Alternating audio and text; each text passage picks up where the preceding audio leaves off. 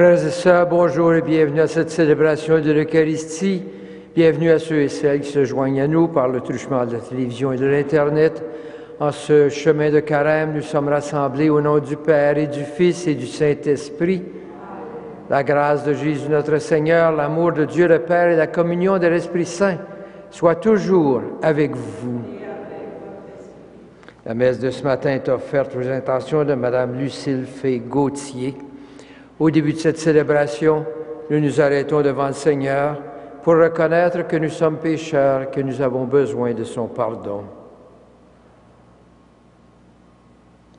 Seigneur Jésus, tu es mort pour nous conduire à Dieu. Sois notre chemin et prends pitié de nous.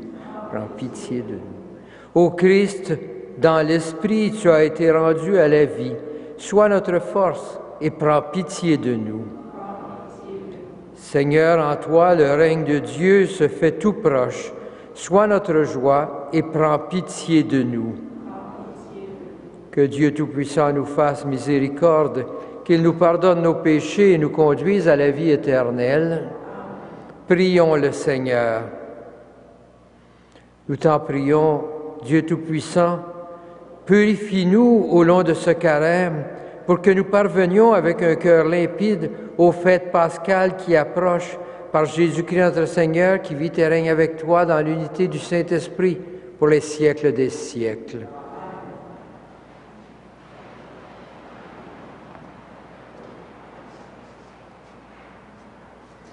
Lecture du livre de la Genèse. Jacob aimait Joseph plus que tous ses autres enfants parce qu'il était le fils de sa vieillesse et il lui fit faire une tunique de grand prix. En voyant qu'il leur préférait Joseph, ses autres fils se mirent à le détester celui-ci et ils ne pouvaient plus lui dire que des paroles hostiles. Ils étaient allés à Sichem faire paître le troupeau de leur père. Celui-ci dit à Joseph, « Tes frères gardent le troupeau à Sichem, je vais t'envoyer là-bas. » Joseph partit rejoindre ses frères qui se trouvaient alors à Dothan. Ils l'aperçurent de loin et avant qu'il arrive près d'eux, ils complotèrent de le faire mourir. Ils se dirent l'un à l'autre, « Voilà l'homme au songe qui arrive. C'est le moment. Allons-y, tuons-le et jetons-le dans une de ces citernes. Nous raconterons qu'une bête féroce l'a dévoré et on verra ce que voulaient dire ces songes. » Mais Rouben les entendit et voulut le sauver de leurs mains. Il leur dit, « Ne touchons pas à sa vie. » Et il ajouta, « Ne répandez pas son sang, jetez-le dans cette citerne au désert, mais sans le frapper. » Ils voulaient le sauver de leurs mains et le ramener à son père. Dès que Joseph eut rejoint ses frères, ils le dépouillèrent de la tunique précieuse qu'il portait. Ils se saisirent de lui et le jetèrent dans la citerne qui était vide et sans eau. Ils s'assirent ensuite pour manger. En levant les yeux, ils virent une caravane d'Ismaélites qui venait de Galaad. Leurs chameaux étaient chargés d'aromates, de baume et de myrrhe qu'ils allaient livrer en Égypte. Alors Juda dit à ses frères, « Quel profit aurions-nous à tuer notre frère et à dissimuler sa mort? Vendons-le plutôt aux Ismaélites et ne portons pas la main sur lui, car il est du même sang que nous, c'est notre frère. » Les autres l'écoutèrent. Quand la caravane arriva, ils retirèrent Joseph de la citerne, ils le vendirent pour 20 pièces d'argent aux Ismaélites, et ceux-ci l'emmenèrent en Égypte. Parole du Seigneur.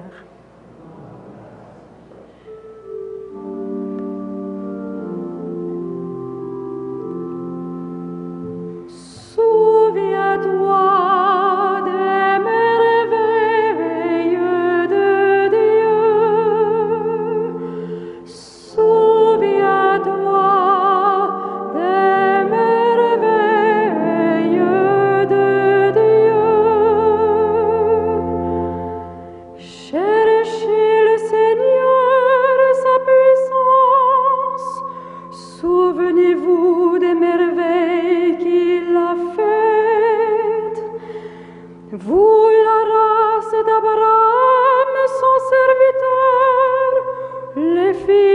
Jacob qu'il a choisi. Il appela sur ce pays la famine, le privant de toute ressource. Mais devant eux, ils envoyèrent un homme, Joseph, qui fut vendu comme esclave. Souviens-toi des merveilles de Dieu. On lui met au pied des entraves, on lui passe les fers au cou. Il souffrait pour la parole du Seigneur jusqu'au jour où s'accomplit sa prédiction.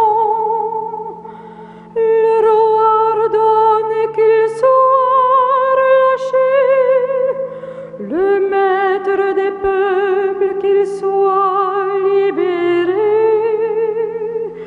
Il a fait de lui les chefs de sa maison, le maître de tous ses biens.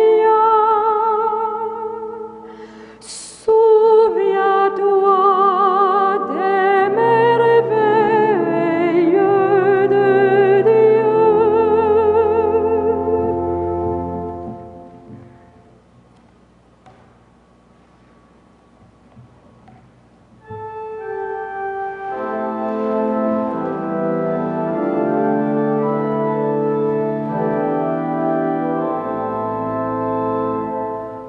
Louange à toi, Seigneur, louange à ton nom glorieux. Dieu a tellement aimé le monde qu'il a donné son Fils unique. Tout homme qui croit en lui possède la vie éternelle. Louange à toi, Seigneur, louange à ton nom glorieux.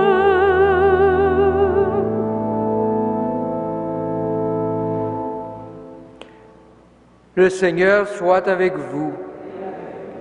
Évangile de Jésus-Christ selon saint Matthieu. Jésus disait aux chefs des prêtres et aux pharisiens, « Écoutez cette parabole.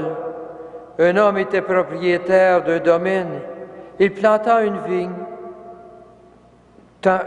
l'entoura d'une clôture, il creusa un pressoir et y bâtit une tour de garde. Puis il donna en fermage à des vignerons et partit en voyage. Quand arriva le moment de la vendange, il envoya ses serviteurs auprès des vignerons pour se faire remettre le produit de la vigne. Mais les vignerons se saisirent des serviteurs, frappèrent l'un, tuèrent l'autre, lapidèrent le troisième. De nouveau, le propriétaire envoya d'autres serviteurs, plus nombreux que les premiers, mais ils furent traités de la même façon. Finalement, il leur envoya son fils en se disant, « Ils respecteront mon fils. » Mais voyant le fils, les vignerons se dirent entre eux, « Voici l'héritier. Allons-y, tuons-le, nous aurons l'héritage. » Ils se saisirent de lui, le jetèrent hors de la vigne et le tuèrent. Eh bien, quand le maître de la vigne viendra, que fera-t-il de ces vignerons? On lui répond, « Ces misérables, il les fera périr misérablement. Il donnera la vigne en fermage à d'autres vignerons qui en remettent le produit en temps voulu. » Jésus leur dit, « N'avez-vous jamais lu dans les Écritures, la pierre qu'ont rejetée les bâtisseurs est devenue la pierre angulaire? C'est là l'œuvre du Seigneur, une merveille sous nos yeux. Ainsi, je vous le dis, le royaume de Dieu vous sera enlevé pour être donné à un peuple qui, lui, fera produire son fruit. » Les chefs des prêtres et les pharisiens, en entendant ces paroles, avaient bien compris que Jésus parlait d'eux. Tout en cherchant à l'arrêter, ils eurent peur de la foule parce qu'elle le tenait pour un prophète. Acclamons la parole de Dieu. Louange à toi, Seigneur Jésus.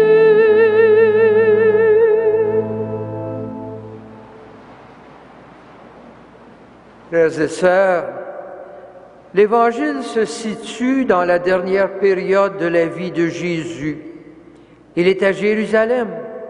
En fait, il est même rendu au temple et il parle à la foule. Pour les chefs du temple, Jésus est un intrus qui s'impose en venant parler publiquement. Les pharisiens questionnent son autorité, mais Jésus leur répond avec cette allégorie lourde de sens qui est en fait une remise en question des chefs religieux du peuple hébreu. Le verdict de Jésus est clair. Les chefs du peuple n'ont pas compris les messages répétés des prophètes. En persécutant les prophètes, Israël s'est montré incapable d'accueillir les envoyés de Dieu.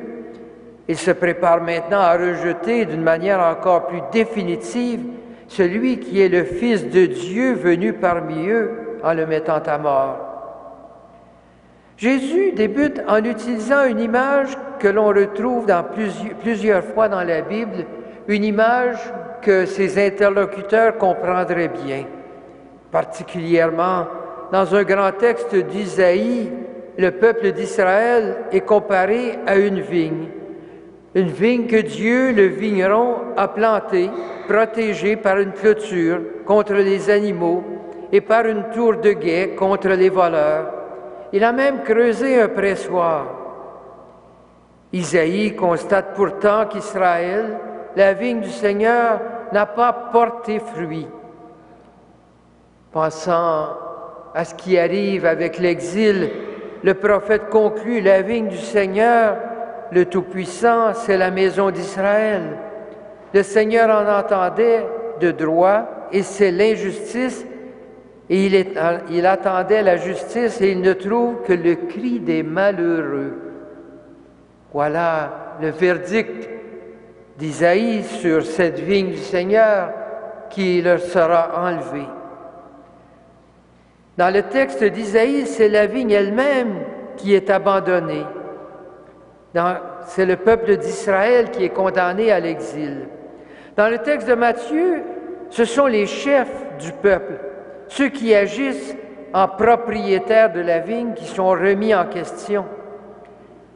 Les serviteurs que le propriétaire envoie à sa vigne correspondent bien sûr aux prophètes que Dieu a envoyés à Israël. Et tous les prophètes ont été rejetés, persécutés, même tués. Finalement, le Fils, l'héritier qui est envoyé à la vigne, va être jeté hors de la vigne et tué. Il correspond bien sûr à Jésus qui sera crucifié hors de la ville. Les mauvais vignerons seront donc remplacés. Les prêtres et les anciens sont toujours là dans le temple. Avec les pharisiens, ils constituent les autorités en charge d'Israël. Ils comprennent bien qu'ils sont ces vignerons qui doivent être remplacés. Voilà pourquoi ils sont si furieux en entendant Jésus. Et Jésus dit explicitement: le royaume de Dieu vous sera enlevé pour être donné à un peuple qui lui fera produire des fruits. La foule est toujours présente, sympathique à ces paroles de Jésus. C'est à cause d'elle que les autorités du temple ne font pas arrêter Jésus immédiatement. Mais bien sûr, le projet de le faire arrêter est toujours là. Ce texte, frères et sœurs, remet certainement en question les chefs du peuple juif au temps de Jésus et nous explique la dynamique de Jésus avec son peuple. Mais il faut aller plus loin. Derrière ce texte, on nous rappelle le danger toujours présent de ne pas porter attention au message le plus important, de nous arrêter aux gestes extérieurs de la religion. Il y a toujours danger d'oublier la personne de Jésus, son message, en nous contentant d'une religion qui peut devenir une routine. Le carême, c'est justement le moment pour secouer nos manières routinières de vivre en disciples de Jésus, pour accueillir avec une fraîcheur nouvelle l'Évangile de Jésus-Christ.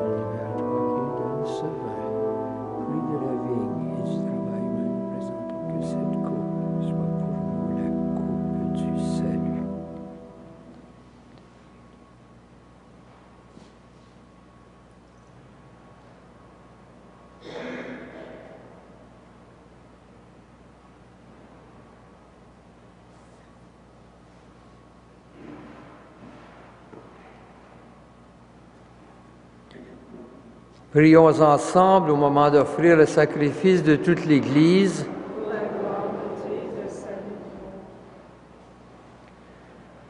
Que ton amour, Seigneur, devance tes serviteurs pour leur permettre de bien célébrer ces mystères et qu'il les aide à rester partout à ton service par Jésus le Christ, notre Seigneur.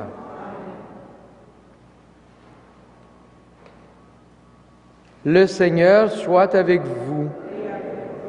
Élevons notre cœur.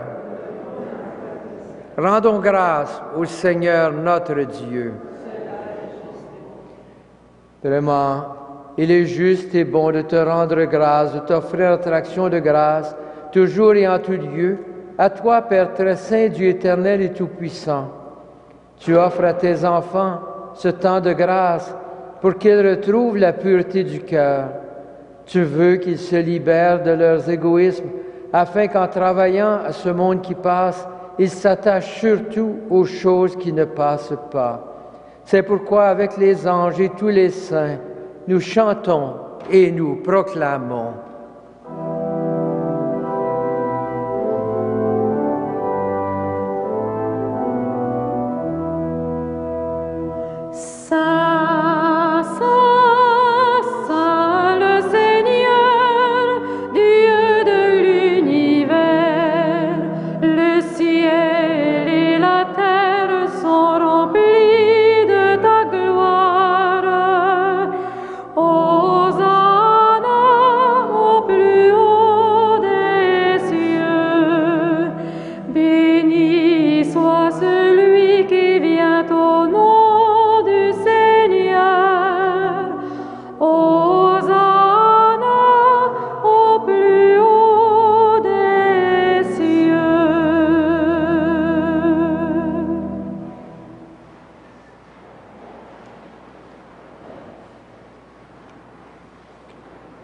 Toi qui es vraiment saint, toi qui es la source de toute sainteté, Seigneur, nous te prions.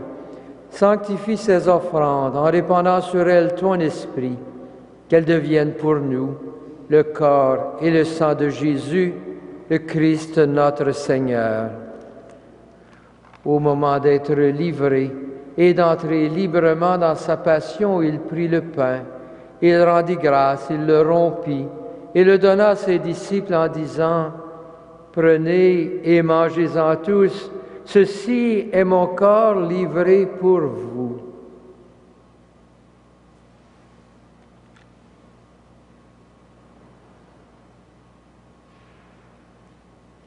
De même, à la fin du repas, il prit la coupe de nouveau, il rendit grâce et la donna à ses disciples en disant, « Prenez et buvez-en tous, car ceci est la coupe de mon sang, le sang de l'alliance nouvelle et éternelle, qui sera versé pour vous et pour la multitude en rémission des péchés. Vous ferez cela en mémoire de moi. »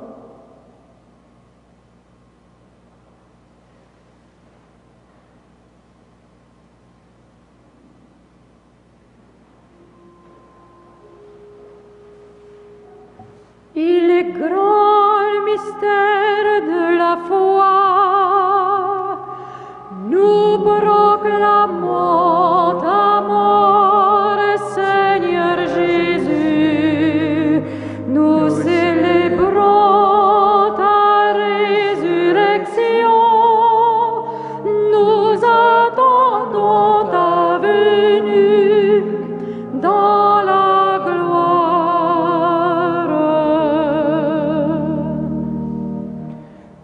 Faisant ici mémoire de la mort et de la résurrection de ton Fils, nous t'offrons, Seigneur, le pain de la vie et la coupe du salut.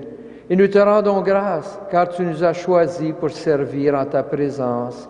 Humblement, nous te demandons qu'en ayant part au corps et au sang du Christ, nous soyons rassemblés par l'Esprit Saint en un seul corps. Souviens-toi, Seigneur, de ton Église répandue à travers le monde. Fais-la grandir en ta charité avec le pape François, notre évêque Christian et toutes les personnes qui ont charge de ton peuple. Souviens-toi aussi de nos frères et de nos sœurs qui se sont endormis dans l'espérance de la résurrection et de toutes les personnes qui ont quitté cette vie. Reçois-les dans ta lumière auprès de toi. Sur nous tous enfin, sur tous ceux qui se confient à nos prières, nous implorons ta bonté. Permets qu'avec la Vierge Marie, la bienheureuse Mère de Dieu, avec Saint Joseph, son époux, avec les apôtres, avec Saint Frère André et les saints de tous les temps qui ont vécu dans ton amitié, nous ayons parlé la vie éternelle et que nous chantions ta louange par Jésus-Christ, ton Fils bien-aimé. Par lui, avec lui et en lui, à toi, Dieu le Père Tout-Puissant, dans l'unité du Saint-Esprit, tout honneur et toute gloire pour les siècles des siècles. Unis dans un même esprit et rassemblés autour de la table du Seigneur, prions Dieu notre Père avec les paroles que Jésus nous a données. Notre Père qui es aux cieux, que ton nom soit sanctifié, que ton règne vienne, que ta volonté soit faite sur la terre comme au ciel. Donne-nous aujourd'hui notre pain de ce jour. Pardonne-nous nos offenses, comme nous pardonnons aussi à ceux qui nous ont offensés. Et ne nous soumets pas à la tentation, mais délivre-nous du mal. Délivre-nous de tout mal, Seigneur, et donne la paix à notre temps. Par ta miséricorde, libère-nous du péché. Rassure-nous devant les épreuves en cette vie où nous espérons le bonheur que tu promets, et l'avènement de Jésus-Christ, notre Sauveur. C'est à toi qu'appartiennent le règne, la puissance et la gloire pour les siècles des siècles. Seigneur Jésus-Christ, tu as dit à tes apôtres, je vous laisse la paix, je vous donne ma paix. Ne regarde pas nos péchés, mais la foi de ton Église. Pour que ta volonté s'accomplisse, donne-lui toujours cette paix, conduis-la vers l'unité parfaite, toi qui règnes pour les siècles des siècles. Que la paix du Seigneur soit toujours avec vous.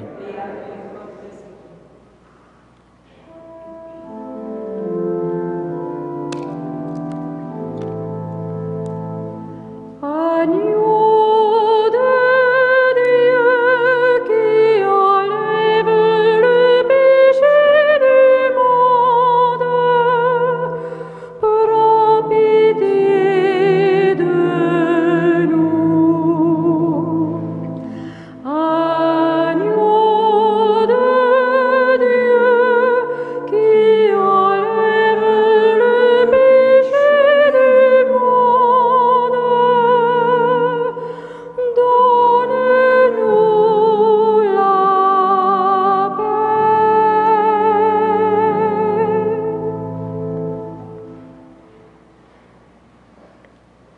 Heureux les invités au repas du Seigneur. Voici l'agneau de Dieu qui enlève le péché du monde. Seigneur, je ne suis pas digne de te recevoir. Et dis seulement une parole et je serai guéri.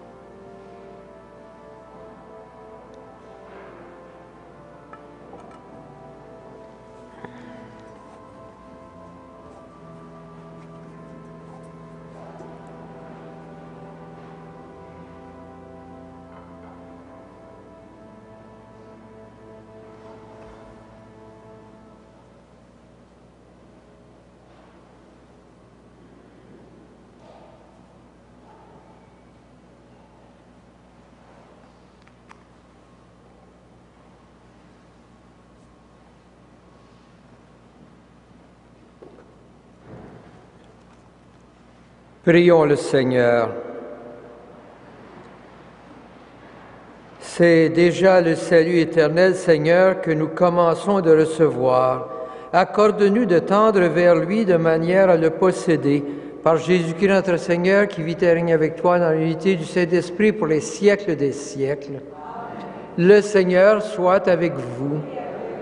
Que le Seigneur, le Dieu Tout-Puissant, vous bénisse, le Père, le Fils et le Saint-Esprit. Frères et sœurs, allez dans la paix et dans la joie du Christ.